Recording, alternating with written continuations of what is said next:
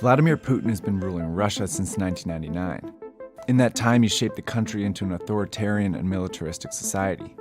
He successfully invaded two of Russia's neighbors and strengthened ties with Syria and Iran. He's intent on pushing back against the Western world order, and it appears to be working. Putin, Vladimir Putin, 17 years of the most powerful man in the world. To understand how one man could have such a powerful influence on this country, you need to go back to the chaos and corruption that gripped Russia after the fall of the Soviet Union.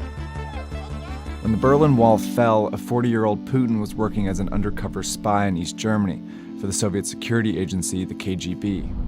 The Soviet Union dissolved into 15 new countries, including the new Russian Federation. In Putin's eyes, Russia had just lost 2 million square miles of territory. He later called this a major geopolitical disaster of the century, lamenting that tens of millions of his co-patriots found himself outside Russian territory. The new government had to sell off nearly 45,000 public businesses, like energy, mining, and communication companies that had been run by the communist regime, and it was chaos. The Russian economy was in a free fall, and all of these companies ended up in the hands of a few extremely wealthy men, known today as Russia's oligarchs. At the same time, the new Russian state was having a hard time establishing itself. Russia's first president, Boris Yeltsin, was wildly unpopular for cooperating with the West. And to make matters worse, he was an alcoholic, and many Russians thought he was an embarrassment. In order to stay in power, he leaned on the support of these oligarchs, surrendering an immense amount of political power to them. This graph shows how inequality actually worsened after the fall of the Soviet Union. This is where Vladimir Putin enters politics. He leaves the KGB in 1991 and becomes the deputy mayor of St. Petersburg. Putin uses his position to give special treatment to friends and allies in the private sector. He helps them structure monopolies and regulates their competitors, quickly becoming a favorite among the oligarchs. Before long, he's assembled a support network of oligarchs, crime bosses, and security officials, mostly fellow former KGB officers like he was. With their help, he rapidly ascends to the upper echelons of the new Russian state. In 1999, President Boris Yeltsin appoints Putin, still relatively unknown in national politics, to be the prime minister. A fierce nationalist, Putin feared Yeltsin was letting the US dominate Russia and that NATO, the alliance that worked for decades to contain Soviet influence, would expand into the new liberated countries and surround Russia. Putin's goal then became to build a strong Russian state, one that would be both stable at home and capable of exercising more influence over its neighbors. And he quickly got his chance.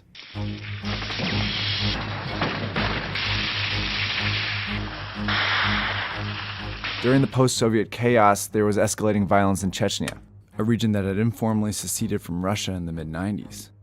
Chechen warlords and terrorists were pushing into Russian territory and attacking the border.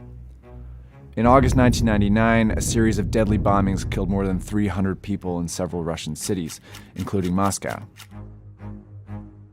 Putin, the new prime minister, immediately blames Chechen separatists for the attacks. He regularly appears on Russian television, claiming he will avenge Russia. The population quickly rallies around him. Putin's approval ratings jump from 2% before the bombings to 45% after the bombings. Journalists later uncovered evidence that suggests Russian security services could have been complicit in the Moscow bombings, perhaps knowing they would spark support for a strong man like Putin. But a closed-state investigation quickly quashed any dissenting theories. So Russia launches a popular and devastating war in Chechnya. The capital city of Grozny was leveled by Russian bombing, and some estimate close to 80,000 people died. And in less than a year, Russia successfully brings Chechnya back under its control. In December 1999, Yeltsin suddenly resigns, making Putin the interim president. In May, during the bloody campaign in Chechnya, Putin wins the presidential election. He begins to shape the Russian state to his vision. Patronage and corruption remain some of his key tools, but he quickly suppresses the oligarchs under his rule. Those that support Putin are rewarded, those that don't are eliminated. Well, once Russia's richest man, imprisoned Kremlin critic and former oil magnate Mikhail Khodorkovsky was sentenced to 14 years in jail, this on a new conviction of embezzling oil. This is effectively a vendetta from Vladimir Putin for Khodorkovsky getting involved in opposition politics. With the oligarchy tamed, Putin was now free to move his vision outside of Russia's borders. At the time, relations with the US were fairly good. Putin even vacationed at George W. Bush's summer home. I looked the man in the eye. I found it to be very straightforward and trustworthy. But things were about to change. In August 2008, Russia invades Georgia, a former Soviet republic. It's a display of aggression and strength on behalf of pro-Russian separatists there. Russia quickly annexes 2 small parts of Georgia, drawing condemnation from all over the world. Interestingly, though, Putin was not president during the invasion. See, the Russian constitution says a president can only serve 2 consecutive terms, but sets no limit on the total number of terms one can serve. So Putin took the prime minister role again, when his hand-picked successor Dmitry Medvedev served as president. When Obama is elected U.S. president in 2008, he attempts to reset relations with Russia, and they make some progress, most notably to limit both countries' nuclear arsenals. But Putin remains paranoid about U.S. intentions and remains opposed to these new relations. He's particularly bothered by U.S. interventions in the Middle East, especially in Libya in 2011. He publicly criticizes Medvedev for not vetoing the action in the UN Security Council. Putin announces his candidacy for president and wins the 2012 election by a preposterous margin. Injustice, says Dmitry. This outrage can't continue. I'm here to say no to Putin. Putin starts his 3rd term once again amid chaos. He doubles down on his authoritarian governance style at home and his militaristic strategy abroad. But in both cases, he showcases a mastery of information. Since he first took office in 2000, Putin has kept a tight leash on Russian television. Essentially, all news outlets are state-owned propaganda machines. His regime decides which stories air and how, always depicting him as the strong Russian leader. In 2012, he cracked down on human rights and civil liberties, making clear there was no room for dissent in his Russia.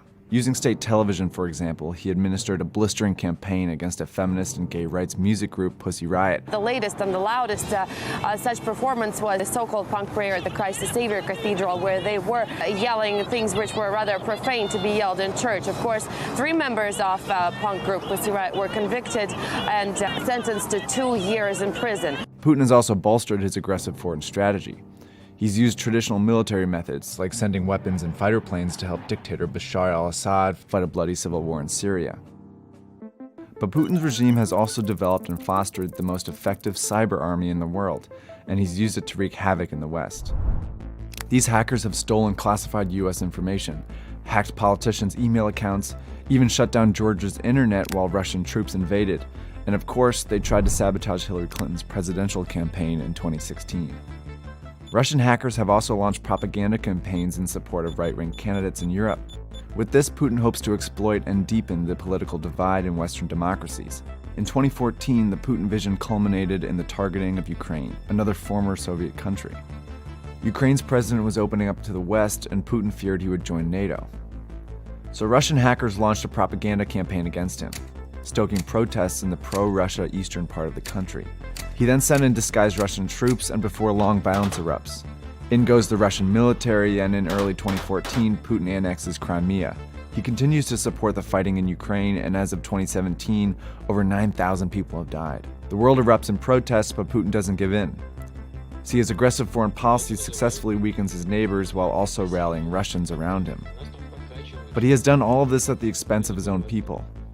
His invasions have prompted harsh sanctions from the West, barring Russian businesses from trading in Western markets. Russian currency has plummeted in value, and the energy industry that Russia relies on is collapsing. It's hard to imagine Russia can continue under these circumstances. But the election of Donald Trump brings new hope for the Putin vision. Trump's rhetoric has been notably soft on Russia. He could lift sanctions and weaken NATO, potentially freeing up space for Putin's Russia to become a dominant power once again.